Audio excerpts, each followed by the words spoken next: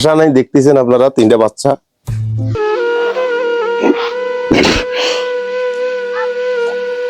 আপনারা দয়া করে এদের পাশে দাঁড়াবেন।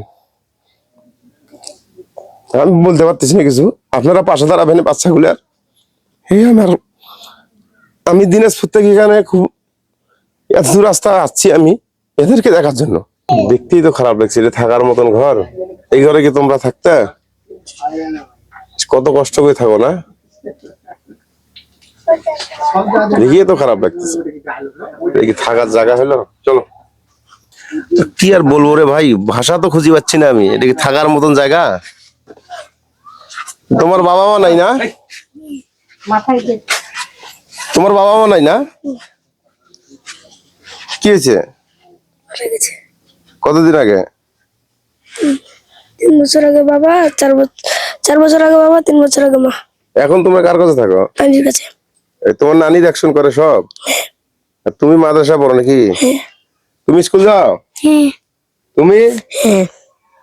দর্শক, এই বাচ্চাটা এলাকাবাসীর টাকা মাদ্রাসা পড়তেছে। তার খায় আজকে এক বাড়িতে, কালকে আরেক বাড়িতে, এবং মাদ্রাসা ওর বেতন নেয় না। এইভাবে ওর দিন চলতেছে। আর ও দুজন তো নানির কাছে থাকে, খাক বা না খাক, খুব কষ্ট করে দিন কাটাচ্ছে। এবং ঘরও নাই, নিজের জায়গা নাই। এখন আমরা সরকারি জায়গা, আমরা চিন্তা ভাবনা করছি একটা ঘর করে দেব। তাদের জন্য টিন কেনা হয়েছে, এই মুন্না ভাই আমাদের টিন কিনছে। এখন আপনারা ঘর করে দেওয়ার জন্য কিছু অর্থ লাগবে। আপনারা হয় দয়া করে 10 টাকা কেউ সহযোগিতা করবেন, নাহলে ভিডিওটা শেয়ার দিবেন। আসসালামু আলাইকুম। আমার মেয়ে দুটাই মারা গেছে, এখন তিনটাই ছেলে। এখন আমার স্বামীও মারা গেছে, আমারও কোনো সম্বল নাই। আমার কাছে তার দাদির বাড়িতে কোনো আশ্রয় নাই। এখন 3টা ছেলে আমার কাছে, যে বাসাটাই ঘরটায় থাকছিলাম ওই ঘরটাও ভাঙে গেছে, মাথা লুকার কোনো জায়গা নাই। এখন আপনার 10 জনের সহযোগিতাতে, আপনারা যদি 10 জন আমার এই 3 ছেলে গেলার সহযোগিতা করো, বা ঘরটা যদি আপনি করে দাও আপনারা, তো আল্লাহ তোমাকে ভালো করবে। আল্লাহ জানে ভালো করে, ভালো জানে। আমি কষ্ট করে খাওয়াই, আমি ইনকাম করে কত কষ্ট করে আমি খাওয়াই, কত 2 সান না 3 সান না খেয়ে 2 সান খাওয়াই, মানে খুব কষ্ট করে খাওয়াই।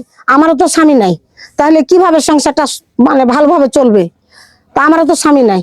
এখন আমি বাচ্চাগুলাকে নিয়ে কষ্ট করে 2-3 সান না খেয়ে 2 সান খাইয়াও কষ্ট করে দিন কাটাচ্ছি। আর বাচ্চাগুলো তো আমি আর কোনো জায়গায় কিচ্ছু করতে পারি না। এটা হচ্ছে থাকা ঘরের অবস্থা, এটা হচ্ছে রান্নাঘরের অবস্থা। দেখেন, ভালো করে দেখেন। বাসায় বাথরুম বলতে নাই একটা।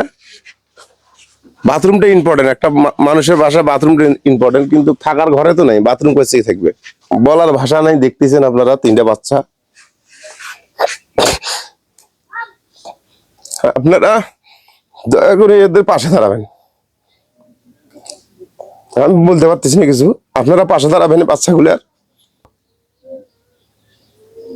ধন্যবাদ। সবাই ভালো থাকবেন, সুস্থ থাকবেন, আর আমার জন্য দোয়া করবেন, বাচ্চাগুলোর জন্য দোয়া করবেন। সবাই সবার কাছে দোয়া চাও, সবার কাছে দোয়া।